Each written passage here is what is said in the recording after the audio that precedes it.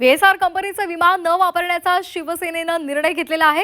अजित पवार यांच्या दुर्घटनेनंतर आता हा निर्णय आमदारांनी घेतलाय। आमदारांचा हा निर्णय एकनाथ शिंदेंनी सुद्धा मान्य केलेला आहे। आताची महत्त्वाची बातमी, उपमुख्यमंत्री एकनाथ शिंदे यांनी आपल्या आमदारांचा निर्णय मान्य केलेला आहे। व्हीएसआर कंपनीचं विमान आपण वापरणार नाही असं शिवसेना आमदारांनी ठरवलेलं आहे आणि आपला निर्णय त्यांनी एकनाथ शिंदेंना कळवलेला आहे।